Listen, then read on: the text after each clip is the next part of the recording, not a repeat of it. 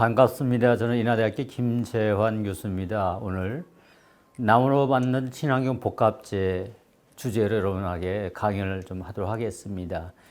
제가 지난 월요일 날 YTN 사이언스에서 브라보 K 사이언티스트라는 프로그램에 저희 지금 오늘 강연할 내용이 거의 그대로 반영이 됐어요. 그래서 제가 강연을 하기 전에 그 영상을 가지고 먼저 여러분한테 보여드리는 것이 이해가 훨씬 쉬울 것 같아서 먼저 영상을 한번 제가 보여드리도록 하겠습니다. 과학의 달 4월을 맞아 대한민국의 내일을 밝힐 창의적 리더 연구자로 선정된 과학자들을 연속 기획으로 준비했습니다. 그 마지막 주인공, 철을 쓴다면 엄청난 에너지가 들거든요. 그래서 나무는 자연에서 나온 거기 때문에 환경 친화적이라고 얘기합니다. 미래 소재 기술의 해답을 나무에서 찾은 연구자입니다. 섬유, 방지에 쓰일 수 있고요. 방탄복 또는 자동차나 항공기에 대한 복합재 이런 데 쓸 수가 있습니다. 우연한 호기심에서 시작해 지속 가능한 미래 소재 기술을 만들어가는 과학자의 이야기가 지금 시작됩니다.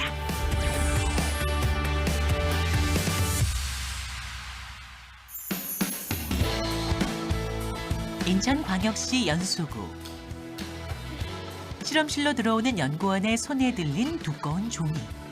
가장 중요한 실험 재료라고 합니다. 먼저 적당한 크기로 자르는데요. 굉장히 두꺼운 종이네요. 예, 이거는 이제 펄프라고 나무에서 건조시킨 이제 종이입니다. 원래 이제 펄프는 물에 풀어진 그 나무의 그 이제 섬유거든요. 근데 이제 물을 갖고 다니면 워낙 무겁기 때문에 물을 빼서 건조시켜 놓은 거예요. 그래서 이거는 이제 물에 다시 집어넣고 이제 풀면은 다시 걸쭉한 펄프가 다시 이제 나오게 됩니다. 나무의 펄프에서 미래 소재를 발견한 김재환 박사입니다. 잘게 찢은 목재 펄프에 물을 가득 넣고 믹서에 갈아줍니다. 실험실에서 쉽게 보지 못할 낯선 광경인데요. 이 목재 펄프에는 그 안에 셀룰로스 성분이 한 45에서 50% 정도 있어요. 그래서 셀룰로스를 이제 추출하는 과정입니다. 그걸 우리는 사이즈가 이제 작기 때문에 나노셀룰로스라고 불러요. 나노셀룰로스 추출하는 과정을 지금 하고 있는 중입니다.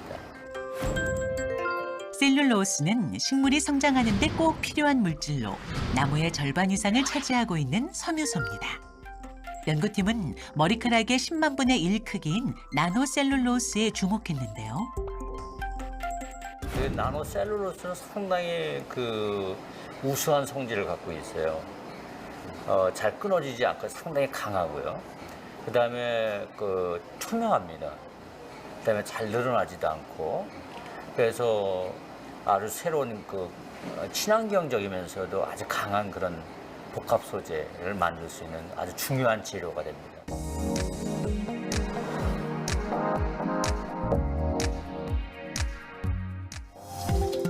나노셀룰로스를 쉽게 추출하기 위해서는 펄프를 부풀려주는 과정이 필요합니다. 미량의 화학약품을 넣어서 장비로 잘 섞어주는데요. 이게 이제 예비 처리라는 데 끝난 펄프입니다. 아주 걸쭉하죠. 근데 이 안에는 아직도 나노셀룰로스가 완전히 분해된 상태가 아니에요. 일반적으로 그 나무의 그 파이버는 풀어지지 않습니다. 그래서 아주 특수한 그 화학약품을 써서 푸는데 너무 많이 쓰면 이제 공해가 되기 때문에 아주 강한 그 워터젯을 이용해서 분해내는 그런 과정을 거치게 됩니다. 나노셀룰로스를 공해 없이 추출하기 위해서는 기계를 사용합니다. 물에 쇠를 자를 수도 있는 고압을 가해 펄프와 펄프 사이를 쪼개주는데요. 이 기계에는 중요한 특징이 있답니다. 사실 이 기계는 저희가 처음 만든 것이 아니라 일본에서 만든 기계입니다. 근데 일본에서 만든 기계를 저희는 여기 이제 충돌 챔버 이 부분에 독자적인 기술을 가지고 개발해서 나노셀 추출할 수 있는 챔버를 만들었습니다. 그래서 개공학을 했기 때문에 이게 가능했습니다. 기계로 얻은 나노셀룰로스도 아직 크기가 일정하지 않기 때문에 원심 분리기를 이용해 중간층에 있는 입자만 모아줘야 하는데요. 무슨 풀 같아요. 그렇죠. 예, 이걸 이용을 해서 여러 가지 용도를 쓰고 있습니다. 일련의 과정을 통해 얻은 고순도의 나노셀룰로스는 다양한 연구에 응용됩니다. 이게 나노셀룰로스 만든 필름입니다. 이거는 저희가 나사가 같이 개발을 한 건데 이거 같은 경우는 투명하면서도 상당히 강도가 좋습니다. 그래서 나사에서 지금 개발하는 것 중에 그 태양풍을 이용해서 심우주 탐사하는 그 탐사체를 이제 개발하고 있는데 거기에 이 태양풍을 받으려면 이 어떤 막이 필요하거든요. 바람이 불면 돛에 배가 밀려나가듯이 우주 탐사체에 얇은 막을 놓으면 태양풍에 의해 탐사체가 움직일 수 있는데요. 나노셀룰로스로 만든 필름은 얇으면서도 극한의 우주 환경에서 버틸 수 있는 견고함이 특징입니다. 지금 우주 소재 여러 가지 재료들을 많이 실험을 했는데 셀룰로스에 대해서는 실험을 한 적이 없어요. 그래서 이 셀룰로스가 우주 소재로 어떤 가능성이 있는지 그걸 나와서 시대기 나노셀룰로스 재료에서 관심을 갖게 됐죠. 나노셀룰로스 재료가 우주 기술에 활용될 수 있는 분야는 또 있습니다. 좀 무거워지는 거예요? 네, 이게 지금 그 나노셀룰로스로 만든 그 필름형 렌즈입니다.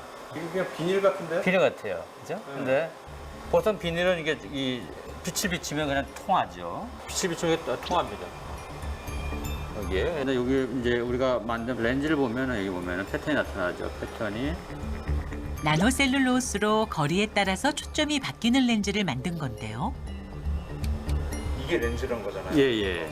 그 인공위성에 그 라이다라는 그 부품이 들어가거든요. 그거는 레이더를 쐈을 때 그걸 이제 집중하는 렌즈가 필요한데 포톤시브라는 렌즈를 씁니다. 라이다는 레이저를 발사해서 빛이 물체에 반사돼 돌아오는 시간을 관측해 물체까지의 거리를 측정하고 형상을 이미지화할 수 있는 기술입니다. 하지만 렌즈가 무겁다는 문제점이 있었는데요. 지금까지는 이거를 수정체를 만들어서 썼었는데 이런 필름형 렌즈를 쓰면 워낙 가볍기 때문에 그 말아서 우주에 올린 다음에 우주에서 펼쳐서 쓸 수 있는 그런 렌즈입니다. 그래서 상당히 크게 만들 수 있고요. 가볍고 그런 장점이 있어서 나사에서 이런 그 필름형 렌즈에 대해서 상당히 관심을 갖고 같이 개발을 하고 있습니다. 나노셀룰로스로 만든 우주 소재는 이미 수년 전에 우주 정거장에서 환경 실험을 마쳤는데요. 우주 환경에서 쉽게 제작할 수 있다는 점도 큰 장점으로 꼽힙니다. 화성 같은 경우에 탐사체를 보내고 거기에 뭐 예를 들어서 우리가 시설을 진다든가 그랬을 때 이제 재료가 필요하잖아요. 그래서 지구에서 화성까지 재료를 다 운반하면 엄청난 비용이 들거든요. 그 중에 하나가 이제 메탄이라는 그런 이제 물질이 화성에 많거든요. 그래서 그걸 합성을 해서 셀룰로스를 만들어낼 수 있다면은 거기서 생성된 재료 가지고 우리가 구조물을 만들 수 있으니까 상당히 그 모든 비용이라든가 이것도 절감할 수 있겠죠. 이렇듯 나노셀룰로스 응용 연구가 주된 목표라는 김재현 박사. 2015년부터 지금 셀룰로스 가지고 이제 친환경 복합재를 만드는 연구가 이제 주된 연구가 되겠습니다.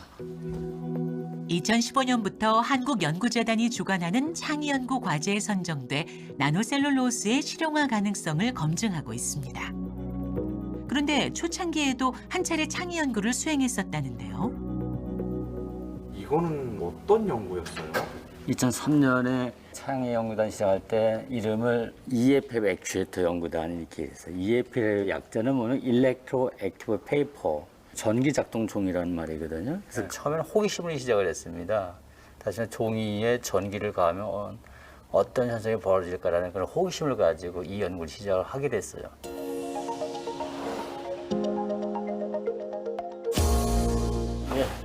그 당시에 연구했던 그 자료인데 1999년에 처음 실험했던 당시의 실험 일지를 지금까지도 보관하고 있다는 김재현 박사. 셀로판지, 껌종이, 복사용지 등 온갖 종이에 전기를 흘려 그 현상을 기록한 자료인데요. 종이란 종이를 다 잘라가면서 시간에 따라서 떨리는 게 나오는데 0.6mm까지 나왔고요. 근데 종이가 떨리는 이유는 뭐죠? 그게 이제 이 당시에 가장 또 궁금증이었습니다. 처음에 왜 떨릴까 해서 여러 이제 교수님들 찾아다니면서 물어봤는데 명쾌한 답을 얻지 못했어요. 그래가지고 이제 이런 종이 저런 종이를 많이 잘라가면서 실험을 했었죠. 근데 재밌는 게 그 돈종이를 잘랐을 때 상당히 그 떨림이 잘 나왔어요. 돈종이요? 예. 이게 돈이잖아요, 지금 이게. 이 돈종이는 그 목화섬유로 주로 만듭니다. 목화섬유는 그 셀룰로스 함량이 95% 이상이 셀룰로스거든요. 일반 종이는 한 45에서 50%밖에 안 돼요. 함량이 높은 종이에서 떨림이 이제 안정하게 나오는 걸 발견하고 셀룰로스에 대해서 이제 쳐다보게 됐죠. 재밌는 게 1,000원짜리보다는 10,000원짜리가 잘 나오더라고요. 그래서 제가 이제 제 집까지 물어봤죠. 왜 1,000원짜리, 10,000원짜리 무슨 차이냐 했더니 이게 목화섬유 종이의 재질, 다시 함량에 따라서 차이가 있다 그러더라고요. 그래서 비싼 게 좋구나. 이전에 없던 현상을 처음 발견하며 종이에 한껏 매료된 기계공학자. 종이와 기계공학이 조금 낯설게 느껴지지만 그에겐 종이와의 인연이 시작된 특별한 계기가 있었다는데요. 제가 복사기 회사의 연구소에서 근무를 했었어요. 그래서 복사기 설계를 했었는데 복사기 잼 걸리면 한쪽으로 확 말려 들어가야 되는데 그게 아니라 이게 부르르 떠는 그런 현상이 벌어져서 그게 왜 떨릴까라는 그런 궁금증을 갖게 됐어요. 그래서 다양한 종이를 잘라가면서 실험을 하고 그렇게 해서 이제 시작을 해서 이게 결국은 그게 단초가 된 거죠. 그 호기심이에요. 우연히 발견한 현상을 그냥 지나치지 않고 골몰했던 청년. 한 청년의 호기심에서 출발한 연구는 어느덧 수십 명의 연구원이 몸담은 연구 사업으로 우뚝 섰습니다. 이건 그 화학 그 일종의 식하고 이제 요약들을 나온 건데 제가 이제 이쪽 연구를 하다 보니 잘 모를 때마다 기초적인 것들 다시 한번 공부도 하고 그랬었습니다. 사실 저는 이제 기계공학도로 셀룰을 전공한 사람이 아니거든요. 그래서 화학적인 것도 그렇고 어떻게 보면 옛날 대학교 때 배웠던 걸 다시 한번 보기도 하고 그렇게 새롭게 공부하는 게 상당히 처음에는 어려웠어요. 근데 그렇게 하면서 상당히 지금 사실 어떻게 보면 셀룰로스는 거의 20년 가까이 지금 연구를 20년 넘게 사실 했죠. 그러면서 기계공학보다는 아마 셀룰로스 연구를 더 많이 하지 않았을까라는 기초부터 다시 쌓아 올리며 호기심이 이끄는 곳을 향해 걸어온 길. 2001년 최초로 종이의 떨림 현상을 보고하고 유명 외신이 주목하는 나노셀룰로스 연구자로 입지를 다졌는데요. 이건 누구도 해본 적이 없는 그런 연구였거든요. 그래서 종이가 떨림이 왜 발생하는지, 그다음에 그걸 또 어디서 쓰이는지 이런 것들 저희가 아이디어를 내 가지고 정부에 이제 제안을 했죠. 창의 연구를. 그래서 2003년도에 그 제안이 받아들여져서 9년 동안 이 종이의 떨림, 다시 말해서 저희 얘기는 그 생체 모방 종이 작동기 그 연구를 시작을 하게 됐습니다. 실험실 한켠에는 지난 연구의 결과물들이 고스란히 전시돼 있습니다. 마치 연구실 속의 작은 박물관 같은데요. 처음에 했던 게 이겁니다. 이게 그 셀룰로스 종이에 이제 전기를 가하면 떨리는 그거를 이제 잠재를 난개를 만들어서 이제 제가 보여드렸죠. 아마 종이 비행기처럼 가볍게 활강하며 정찰하는 종이 로봇을 시작으로 나노셀룰로스의 세계는 점차 커졌습니다. 저희가 이제 만든 건데 여기 보면 페이퍼 트랜지스터라고 이제 했죠. 원래 종이는 부도체예요. 네? 그래서 저희가 이 셀룰로스에다가 카본 나노튜브 그거를 섞었어요. 종이에다가 셀룰로스에다가 그래가지고 반도체가 되게도 만들 수가 있습니다. 그 밖에도 전파를 직류 전력으로 변환하는 정류형 안테나를 종이로 구현하고 종이의 떨림을 이용한 스피커까지 만들었는데요. 전문가를 찾아다니며 어깨너머로 배운 노력의 결과입니다. 그 셀룰로스 쪽에 미국 아주 유명한 분이 계세요. 그 말콤 브라운 주니어 교수라고. 그분 또 찾아가서 조언도 듣고 또 저희가 하는 것들을 이제 말씀을 드렸더니 자기는 셀룰로스 40년 연구를 했는데 당신은 셀룰로스 전공을 한 사람도 아닌데 이렇게 그분이 너무나도 놀라시더라고요. 그분이 원래 이제 그 노벨상 커미티 멤버도 들어가셨던 분이거든요. 그러면서 한국에서 노벨상 받은 사람이 있냐 그래서 없다 그랬더니 당신은 노벨상감이다 이런 말씀 하시더라고요. 저를 이제 웃기려고 하신 말씀이겠죠. 저는 그분이 제가 보여드리는 것을 보고 상당히 감명을 받으셨던 것 같아요. 불가능할 것 같았던 도전에 포기하지 않고 매진한 결과 세계 여러 학교에 초청받으며 점차 기술을 알려온 김재환 박사. 특히 지난 2017년에 열린 셀룰로스 학회에서는 영향력 있는 연구자에게만 수여하는 상을 비전공자로서 수상하는 쾌거도 거뒀습니다. 어떻게 보면 잘 모르는 분야에 뛰어들어서 이렇게 하나씩 그냥 호기심을 풀어가는 과정이었는데 내가 이렇게 뛰어든 것이 헛되지 않구나라는 그런 어떤 자부심이랄까 이런 것들을 이제 얻을 수 있어가지고 그래서 사실 다음 세대들이 이런 과학 기술에 대해서 좀 많이 관심을 갖고 호기심을 가졌으면 좋겠다. 그 호기심을 격려하고 그걸 살려주는 그런 우리 사회가 됐으면 좋겠다. 그런 바람이 있습니다. 다음 날 이른 아침 푸르른 녹음이 우거진 인천의 한 공원. 김 박사 부부는 여느 때와 같이 산책에 나섰습니다. 사실 제가 좀 그 몸이 안 좋았어요. 특히 허리가 안 좋았었어요. 2012년에 제대로 걷지를 못했었어요. 5분도 제대로 못 걸을 정도로. 그래서 그게 이제 계기가 돼서 신경을 좀 많이 쓰게 됐죠. 한 번 일하기 시작하면은 너무 몰입이 잘 돼가지고 출근해가지고 그 점심 먹을 때까지 막 일어나자 계속 앉아있고 수십 년 그렇게 하다 보니 생활 습관이 그러다 보니 허리가 안 좋구나 그렇게 정도로 생각했죠. 예. 도란도란 이야기를 나누며 들어선 숲길엔 높고 푸르른 나무가 빼곡히 들어차 있는데요. 오늘 산책 코스는 메타세코이아 숲길입니다. 이게 메타세카이아 나무입니다. 예, 주로 이제 북유럽 쪽에서 이제 많이 자라오르는데 이 높게 자라면 100m 이상까지 자라요. 근데 이 나무의 기둥에는 셀룰로스하고 리그닌의 그 복합재로 되어 있습니다. 그래서 셀룰로스는 주로 이제 파이버 성분을 이루고, 그다음에 리그닌은 고분자 성분이어가지고 두 가지가 복합재로 되어 있어가지고 이게 이렇게 가벼우면서 높이까지 올라갈 수 있는 거죠. 이게 사실 우리가 나무로부터 복합재의 원리를 우리가 사실은 이제 배웠다라고도 할 수가 있습니다. 자연이 가르쳐준 숭고한 과학은 매번 감탄을 자아내는데요. 우와 높다 진짜. 이런 숲이 우리 주위에 있다는 게 감사한 일인 것 같아요. 더 신비한 거는 물을 끌어올린다는 거야. 만약에 아파트에 40층까지 물을 끌어올리려면 펌프를 써야 되거든. 근데 이 나무는 자체에서 물을 끌어올려서 생명을 유지한다고. 근데 아내분 이렇게 무슨 연구원한테 얘기하듯이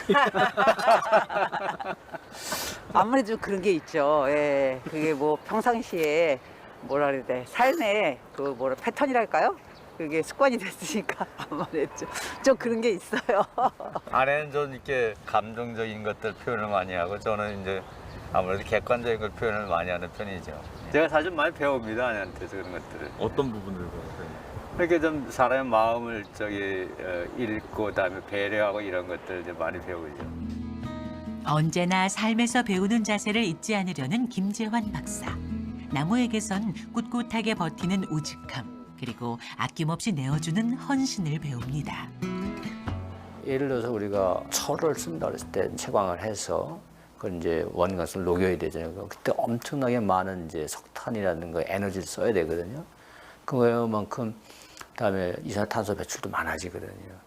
그런데 나무는 그거보다 훨씬 적은 에너지 또 이산화탄소 배출을 하게 돼요. 그다음에 자연에서는 그것이 지속 가능하게 계속 순환되면서 생성이 되기 때문에 나무를 쓰는 것이 훨씬 더 친환경적입니다.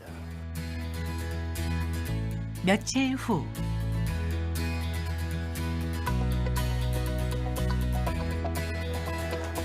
최근 연구팀은 셀룰로스로 미리 핵심 재료를 개발하고 있는데요. 먼저 방진복으로 갈아입어야 합니다.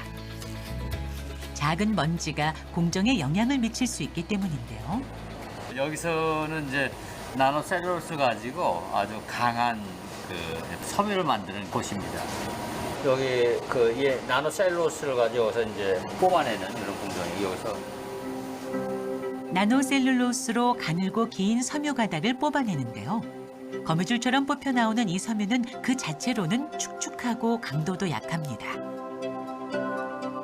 이때 롤러를 사용해 잡아당겨주면 강도를 높일 수 있는데요. 뿐만 아니라 강도 높은 결합을 위해 한 가지 공정이 더 있습니다. 이 두 전극 사이에 이제 전기장을 가해서 전기장이 흐르는 방향으로 배열이 됩니다. 배열이 되게 되면 나노셀룰로스 사이사이가 좁아지기 때문에 더 강한 그런 결합을 해서 아주 강한 섬유를 만들 수가 있어요. 예를 들어서 종이 같은 거는 이런 나노셀룰로스가 아주 불규칙적으로 흩어져 있거든요. 그걸 규칙적으로 한 방향으로 배열을 한다면 아주 강한, 현재 종이보다도 몇십 배 강한 그런 종이를 만들 수가 있습니다. 다 만들어진 섬유 가닥은 마치 방직 공장처럼 엮어서 사용하는데요.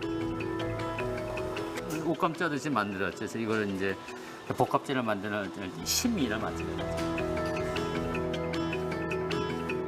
셀룰로스로 만든 섬유 조직에 나무에서 얻은 성분인 리그닌을 포함해 합성 재료들을 결합해 건조시킵니다. 그리고 압축 기계로 눌러주면 천연 복합재가 완성되는데요. 이게 바로 이제 복합재입니다. 나노셀룰로스하고 나무에서 추출한 리그닌 같은 레진을 만들었거든요. 같이 사용을 해서 이제 나무로부터 새롭게 만든 그런 이제 복합재가 되겠습니다. 친환경 재료로 만든 셀룰로스 복합재는 각종 우주 건축물, 항공기, 건물, 자동차 등 구조 복합 재료로 활용이 가능합니다. 탄소 복합재가 요즘 많이 쓰이는데 탄소 복합재 같은 경우는 탄소 섬유로 다 만들거든요. 탄소 섬유가 자연에서 소멸하려면 엄청나게 오랜 시간이 걸립니다. 그렇지만 이거는 이제 나무에서 만든 리그닌과 셀룰로스를 만들었기 때문에 나무가 썩듯이 이게 이제 썩을 수 있는 것이죠. 그래서 친환경적이라는 게 가장 큰 장점이 되겠습니다. 불과 지난해 시작한 복합재 연구지만 벌써 우수한 강도를 나타내고 있는데요. 현재는 실제 환경 적응 실험을 진행 중입니다. 나노셀룰로스는 이제 가볍거든요. 뭐 쇠에 비해서 5분의 1 이하로 가볍고, 그다음에 강도면, 그러니까 튼튼한 정도의 면에 있어서도 알루미늄 정도, 그 정도의 강도를 갖고 있습니다. 상당히 그래서 이런 새로운 가능성이 있는 재료가 된 거죠. 연구는 우리 생활에 좀 더 밀접하게 쓰일 수 있는 친환경 신소재에 대한 아이디어로 이어졌는데요. 우리가 이제 음식이라든가 포장 재료로 이제 폼을 많이 쓰잖아요. 그런 것들은 석유화학계 고분자를 가지고 만들거든요. 그래서 다 쓰고 나서 버렸을 때 이제 폐기물이 발생하죠. 그래서 이거 가지고 폼을 만들면 나무에서 추출하는 거 가지고 만든 폼이기 때문에 버려도 생분해가 되고 썩어 없어질 수 있는 그런 장점이 있습니다. 나노셀룰로스를 틀에 넣고 동결 건조를 시키면 수분이 날아가며 그 형태가 만들어집니다. 이거 아주 가벼운 스펀지 같이 이렇게 폼이 됩니다. 지금 시대적으로도 환경 문제가 이제 대두되기 때문에 특히 석유화학계 이제 고분자, 플라스틱 이런 거 쓰는 것들 줄여야 되거든요. 특히 포장재 같은 경우도 이제 많이 줄여야 되는 그런 상황성이 있습니다. 그렇기 때문에 친환경 소재 개발이 상당히 시급한 상태이고 지속적으로 연구를 해서 국가의 발전에 저희가 조금이라도 보탬을 줄 그런 생각이고 그런 각오를 가지고 연구를 하고 있습니다.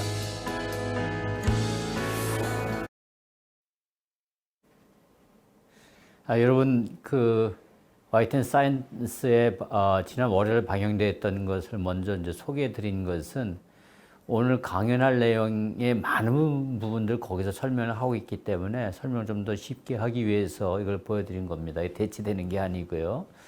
그래서 여러분 자동차는 아까도 얘기했지만 우리 보통 이제 쇠로도 만들죠. 금속이 이제 주 성분인데 최근에는 자동차를 이제 경량화하기 위해서 복합재를 써야 합니다. 그래서 경량화하는 이유는 뭐냐면 에너지 절약을 위해서요. 그래서 우리가 차의 무게를 반으로 줄였을 때 한 40% 정도의 에너지를 절감을 할 수 있습니다. 어떻게 그런 경량화할 것인가? 그래서 지금 방법이 우리가 복합재를 사용하는 겁니다. 그래서 지금 탄소 복합재를 좀 많이 쓰고 있죠. 이제 탄소 복합재가 이제 하나 문제가 있는데 탄소 복합재는 탄소 섬유로 좀 만든 것이죠. 그래서 탄소 섬유 한 예인데 상당히 강합니다. 한 800kg 정도 돼요. 엄청나게 강한 섬유입니다. 그래서 이렇게 틀을 만들어서 거기다 탄소 섬유하고 레진을 넣어서 이제 열을 가하고 또 압력을 가해서 이제 만드는 게 탄소 복합재입니다. 그래서 이렇게 해서 한 절반 가까이 이제 줄일 수 있는데 이제 문제점이라면 이제 아직도 가격이 비싸요. 그다음에 그 산업 폐기물이 발생한다는 것. 차를 폐차를 했을 때 금속은 녹여서 다시 재활용을 할 수 있지만 탄소 복합재는 녹여서 재활용을 할 수가 없어요. 탄소 복합재가 썩어 없어지는 데는 수백 년이 걸립니다. 그래서 그런 산업 폐기물이 발생한다는 그런 단점이 있어 이 부분이 지금 아직도 연구 대상입니다. 그래서 저희는 이제 친환경 복합재를 만들고자 합니다. 이미 여러분들 제가 다 얘기를 했기 때문에 넘어가도록 하겠습니다. 우리가 메타세카의 나무도 얘기했던 보면은 뭐 115m까지도 올라가는 그 레드우드 그런 아주 높은 나무가 올라가는데 그 이유는 앞에 영상에서도 이제 보여드렸지만 그 나무가 이제 복합재로 되어 있다. 나무 복합재의 주재료는 이제 셀룰로스, 그다음에 리그닌, 그다음에 헤미셀룰로스. 이제 셀룰로스는 이렇게 보듯이 이렇게 상당히 그 계층적으로 되어 있어요. 이게 이제 나무의 이제 관상이죠. 관상에 보면 세포벽에 이 나무 파이버가 있고, 그다음에 더 가는 섬유, 더 가는 섬유, 그걸 우리가 마이크로 섬유라고 그러는데, 그걸 다른 말로 셀룰로스 나노 파이버라고 합니다. 그 안에는 더 결정 부분이 있고, 그 안에 셀룰로스도 이렇게 쭉 계층적으로 돼 있어요. 그래가지고 이게 요 사이사이에는 또 리그닌이 들어가 있고요. 그래서 100m 이상의 높은 그런 구조물을 만들 수 있었던 거죠. 그 구조를 다시 한번 여기 설명한 거고요. 그래서 셀룰로스, 리그닌, 헤미셀룰로스 이 세 가지로 나무의 세포벽이 구성이 되어 있다. 실제로 저희가 이제 나노셀룰로스를 추출한 그 그림들입니다. 사진이죠. 이건 나노셀룰로스 결정, 다음에 파이버. 크기는 나노미터 사이즈. 여기 보면 300나노, 500나노 그랬죠. 나노미터 사이즈고요. 그래서 이 재료를 보면은 상당히 강합니다. 예를 들어서 여기 지금 이게 이제 강도하고 탄성계수를 각종 재료에 대해서 그린 것인데 여러분 나무도 있고 이제 쇠도 있죠, 철도 있고 복합재도 있고 근데 여기 보면 카본 파이버 아주 강하다는 카본 파이버 있는 나노셀룰로스도 여기 있어요. 상당히 탄소 섬유와 유사하게 강한 것을 알 수 있습니다. 이것은 물론 이제 비강성이라 이 강도를 이제 밀도로 나눈 겁니다. 그렇기 때문에 이렇게 나온 거죠. 그래서 상당히 가능성이 있다. 새로운 소재로서 이제 그런 일을 할 수 있고 저희가 이제 이런 여러 가지 공정들을 통해서 자연계에서도 나오는 셀룰로스로 공정들을 통해서 이런 소프트 로봇, 복합재, 유연 전자 소자 또는 우주 소재까지도 쓸 수 있다. 이런 것을 저희가 이제 연구를 하고 있습니다. 그래서 어떻게 그러면 나무로부터 친환경 복합재를 만드는가? 이게 이제 우리가 영상에서 봤듯이 나무로부터 우리가 나노셀룰로스를 추출해낼 수가 있습니다. 그래서 추출한 나노셀룰로스 가지고 다시 우리가 보통 나노 기술이라고 그러죠. 나노 기술을 이용해서 아주 강한 섬유를 만듭니다. 섬유를 그 필라멘트라고 불러요. 두 번째는 리그닌을 추출한 걸 가지고 버리지 않고 이걸 다시 개질을 해서 우리가 이제 고치는 거죠. 개조를 해서 레진을 만듭니다. 그래서 레진과 이 나노셀룰로스 필라멘트를 가지고 다시 복합체를 만드는 거죠. 이거는 나무하고 유사하지만 나무에는 여러 가지 그 이물질 이런 걸 다 제거한 순수한 친환경 복합체입니다. 그래서 이거는 자동차라든가 항공기 또 우주 구조물 이런 데 쓸 수가 있겠죠. 이렇게 만들었을 때 장섬유를 만들기 위해서는 강한 섬유를 만들기 위해서는 이 섬유에 보면은요. 나무 섬유에는 이물질들이 많이 들어가 있어요. 그리고 헤미셀룰로스라는 것도 들어가 있고. 그래서 이것들을 일단 우리가 제거를 합니다. 어떻게 하냐면 나무 이 파이버를 잘게 쪼개가지고 다 제거해내고 그다음에 이 나노셀룰로스만 뽑아내는 거예요. 그다음에 그것을 다시 이제 조립을 합니다. 예? 조립하는 건 나노 기술을 가지고 이제 조립을 하는 거예요. 그렇게 되면은 이 나노셀룰로스 파이버 사이사이에 결합하는 이 결합 그 수가 훨씬 많아집니다. 엄청나게 많아지기 때문에 아주 강한 필라멘트를 만들 수가 있어요. 예, 동영상인데 잠깐 보시죠. 그렇게 해서 종래 지금까지는 친환경 복합체를 어떻게 했냐면요. 이 나노셀룰로스나 천연 섬유 이것들을 레진에다 이게 분산을 시켜가지고 만들었습니다. 그렇기 때문에 아주 강하지 못했어요. 근데 이 나노셀룰로스 가지고 강한 장섬유를 만든 다음에 레진 가지고 복합체 만들게 되면은 현재보다도 거의 한 5배 정도 강한 4배에서 5배 정도 강한 그러한 아주 고강도 친환경 복합체를 만들 수가 있습니다. 그래서 저희가 이제 나노셀룰로스 추출하는 거를 영상에서 보여드렸는데 저희 이제 독자적인 기술을 저희가 확보하고 있고 이 기계에는 저희가 일본어와 같이 개발해서 지금 쓰고 있습니다. 그래서 그 추출한 나노셀룰로스들이고요.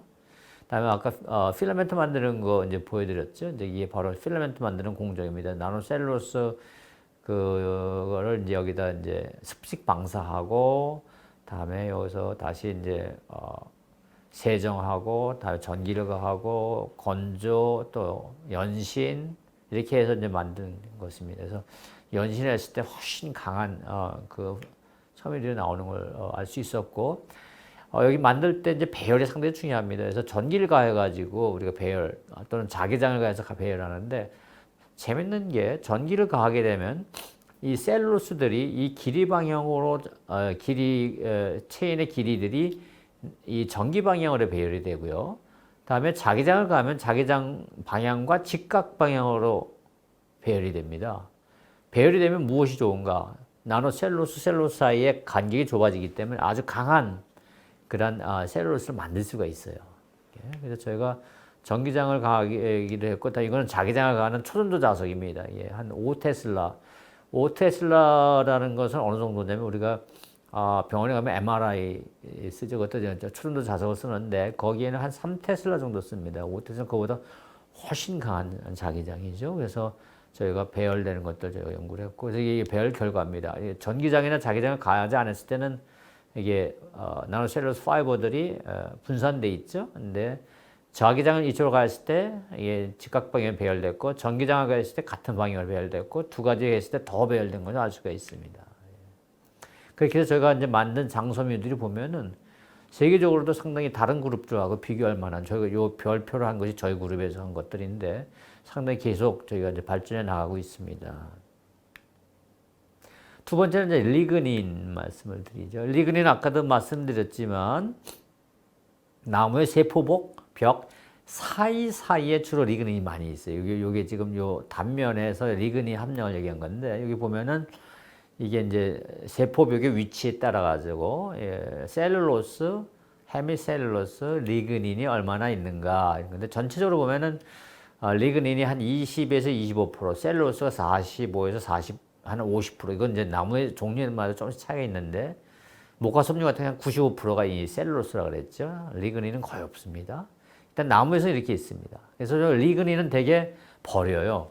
펄핑 과정에서, 제지 과정에서 이제 이걸 이제 연료를 쓰고 그렇게 하는데, 저희는 이거를 이제 버리지 않고 레진으로 이제 개발하는 연구를 했습니다. 그래서 레진을 어떻게 했는가? 이제 리그닌을 일단 추출한 거를 폴리바이닐 알코올이라는 이제 이것도 친환경 고분자입니다. 시트릭 애시드는 구연산이죠.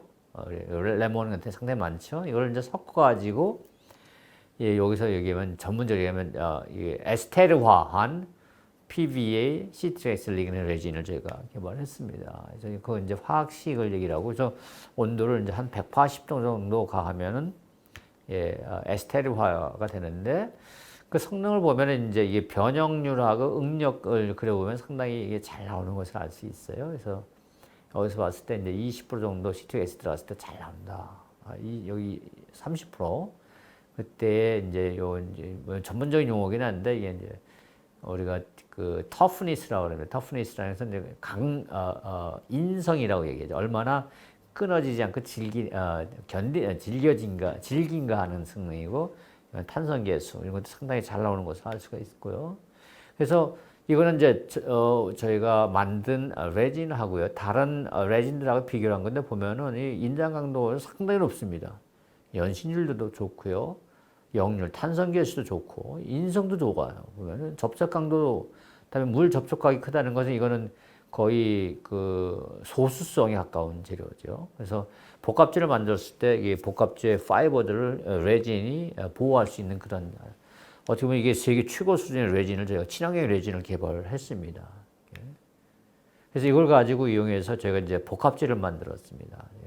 잠깐만 말씀드리면, 복합재 영상에서 한번 보여드렸지만, 이 나노셀룰로 추출한 거 가지고 우리가 필라멘트를 만들어서 이거 매트를 이제 짰죠. 직조를 했었죠.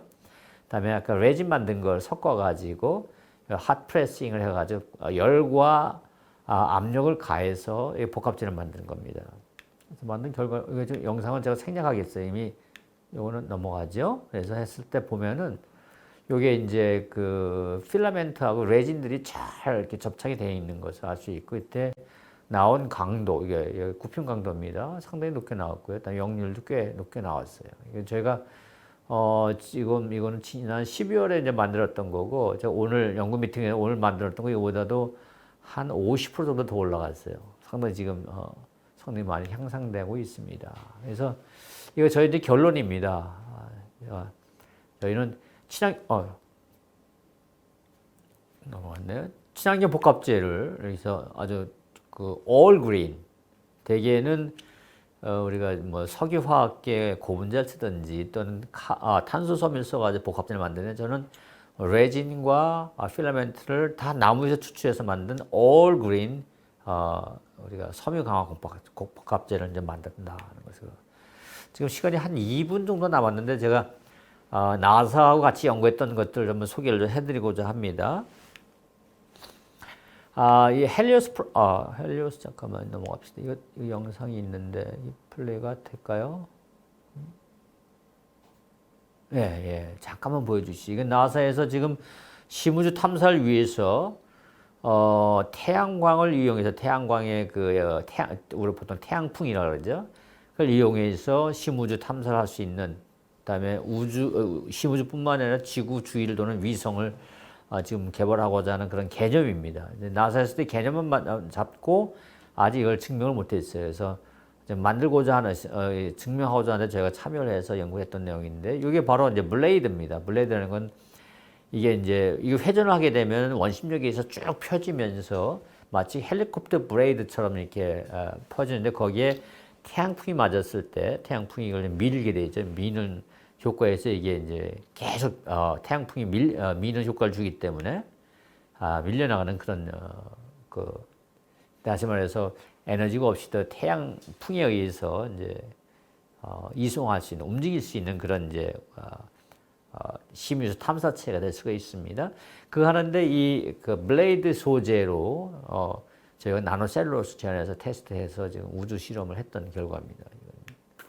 그리고 두 번째는 윈공위성에 보면 라이다라는 기기가 들어가는데, 그거는 우주에서 지상에 수면의 높이라든가 또는 그 공기 중에 오염물질, 이산화탄소 함량 이런 것도 측정할 때 쓰는 이제 그 시스템인데 거리 측정하는 시스템입니다. 그때 거기에 들어가는 렌즈가 포톤시브라는 렌즈가 들어갑니다. 마치 프렌넬 렌즈하고 비슷해요. 평판 렌즈죠. 거기다 수많은 그 이 홀 패턴을 만들어 가지고 이제 회조를 이용해서 이제 포커스를 맞추는 건데 이거를 지금까지 이제 퀄츠로 만들었습니다. 그 수정체 딱딱하고 무겁죠. 근데 나사에서 어떤 개념을 갖고는 이거를 큰 그 막으로 만들어서 우주에 올릴 때는 이제 둘둘 말아가지고 올렸다가 펼치는 그런 개념을 지금 갖고 있어요. 바로 이런 개념입니다. 그래서 이거 deployable 우리가 그 포톤 시브라고 얘기하는데 전개 가능한. 그래서 이걸 이렇게 만들려고 그러면 이 재료가 상당히 강해야 되고요. 그다음에 열 변형에 대해서도 안전해야 됩니다. 그래서 저희는 이 재료를 저희가 나노셀을 지금 제안을 했고요. 그래서 그걸 한번 샘플로 아주 작게, 원래는 한 미터 이상으로 만들어야 되는데 저희는 작게 해서 한번 테스트를 한번 만들었습니다. 그래서 만든 이게 포톤시브입니다. 이게 나노셀룰로스 만든 포톤시브예요. 엄청나게 많은 나노 패턴들 저희가 이제 만들어서 광학 실험했을 때 이렇게 아마 제가 영상에서 레이저, 그린 레이저가 이렇게 비춰서 패턴이 바뀌는 걸 보여드렸는데 바로 이렇게 포톤시브입니다. 예. 포커싱이 되는 것들 제가 다 테스트를 했죠. 예, 1분 지났는데 여기까지 해서 제가 설명을 마치고 여러분들 좀 질문을 먼저 받도록 하겠습니다. 예.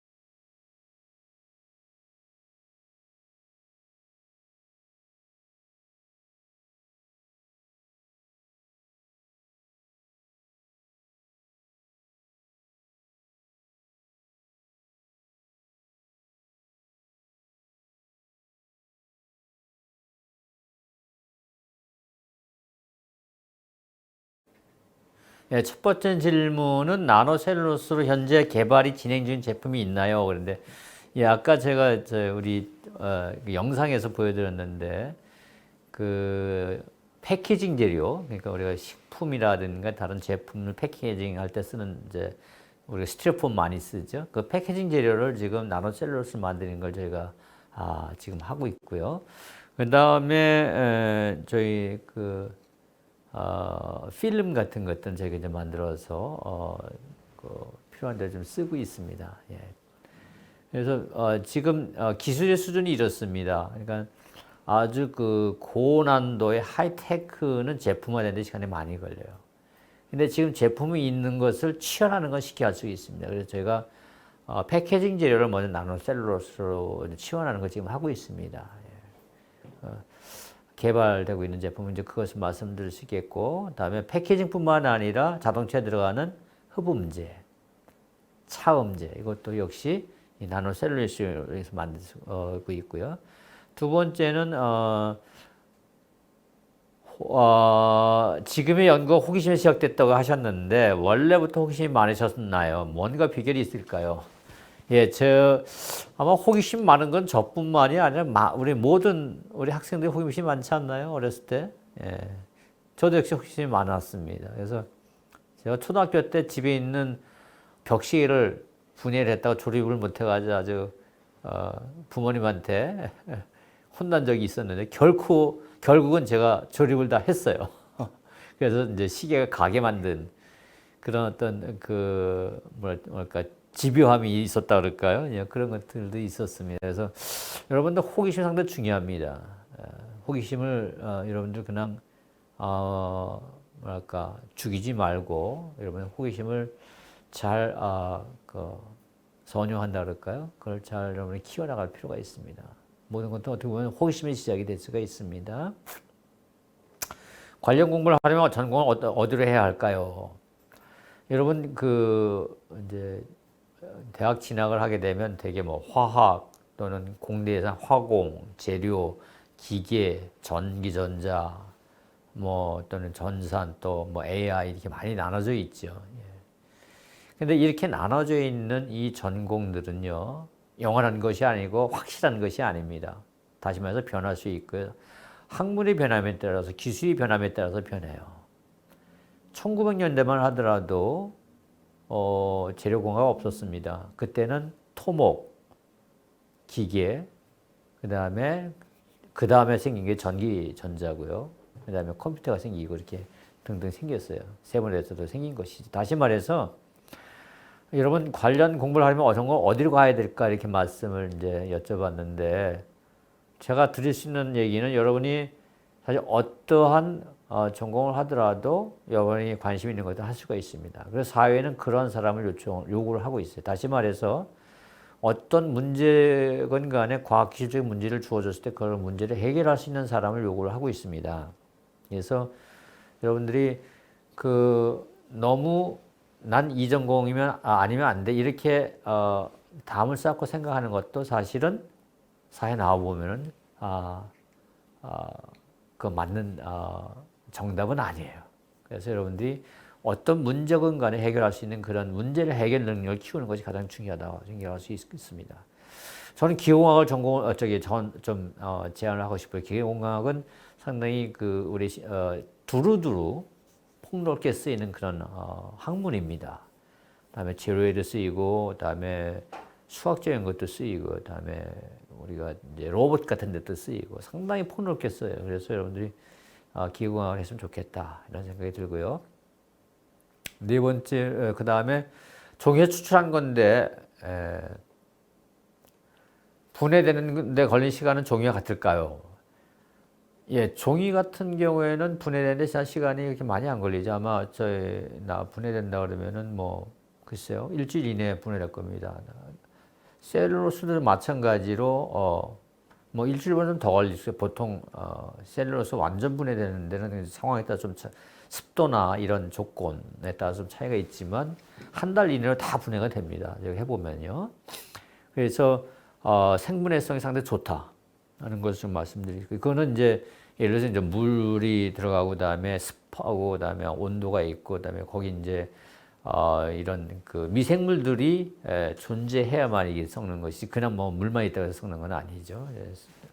분해되는 건 썩는 거니까 그렇게 생각하면 되겠습니다. 나노셀룰로스 제외한 대체할 수 있는 친환경 소재가 또 있을까요? 또 있습니다. 나노셀룰뿐만 아니라 리그닌도 있고요. 그 다음에 키토산도 있고 여러 가지 생재료들이 많습니다. 바이오폴리머라죠. 생고분자. 이런 재료들을 가지고 사실은 대체를 할 수 있어요. 근데 문제는 가격이에요. 그래서 그다음에 특성 이런 거 봤을 때 훨씬 나노셀이 훨씬 좋다. 현재 나노셀 복합재를 어떻게 하면 더 강력하게 만들 수 있을까요? 강하게 만드는 거는 내용에서도 얘기했지만 배열입니다. 나노셀룰로스를 배열했을 때 아주 강한 그런 재료를 만들 수가 있습니다. 그래서 배열성들을 키우는 게 저희 연구의 아주 중심 기술입니다. 나노셀룰로스가 우리 생활에 밀접하게 연결되어 친환경 생활에 되려면 언제쯤 돼야 하나요? 언제쯤이야? 지금도 사실 나노셀룰로스가 쓰이고 있습니다. 예를 들어서 나노셀룰로스 가지고 시멘트에 섞게 되면요. 시멘트가 아주 초고강도 시멘트가 됩니다. 보통 시멘트의 강도가 예를 들어서 50이라 그러면 한 150 정도가 나와요. 그러면은 건축, 토목의 이 기술 자체가 완전히 달라집니다. 예를 들어서 우리가 초고층 빌딩을 쓴다 그랬을 때, 짓는다 그랬을 때 아주 슬림하게 지을 수가 있죠. 사실 나무가 115m까지 레드우드 올라간다 그랬잖아요. 그렇게 올라갈 수 있는 게 벌써 나노셀룰로스의 그 비결에 있는 것이죠. 그러면 왜 그렇게 그걸 못하고 있는가? 지금 기술이 점점점 그쪽을 향해서 가고 있고요. 다음에 이제 가격이 내려가고, 다음에 응용이 되면서 그렇게 쓰이고, 나노셀룰로스는 뿐만 아니라 식품에도 쓰이고, 다이어트 푸드에 쓰이고요. 다음에 바이오 소재도 많이 쓰이고 있습니다. 아마 이것이 우리 생활에 적용돼 실제로 나오는 거는 글쎄요, 짧게는 5년, 길게는 10년 정도에 많이 나오지 않을까 싶습니다. 저희가 개발하고 있는 패키징 재료도 2025년부터 우리가 현재의 패키징 재료의 석유화학계 재료를 30% 이상 줄여야 되거든요. 그렇게 하기 위해서는 결국 이제 친환경 재료, 이런 나노셀룰로스 같은 거 써야 되는데 그것이 바로 그 시점하고 이제 맞아 떨어진다 그렇게 얘기를 할 수 있겠습니다. 예, 여러분 질문에 대해서는 거의 다 대답을 한 것 같습니다. 예, 더 이상 질문이 없으면 이상한 질의에 대한 응답을 마치도록 하겠습니다. 여러분 시간을 내주시고 이렇게 경청해 주셔서 감사합니다. 혹시 또 관심이 있으면은 YTN 사이언스에 방영된 프로그램을 다시 한번 보시고 그다음에 저한테 또 이메일을 보내시고 그러면 좋을 것 같습니다. 네, 감사합니다.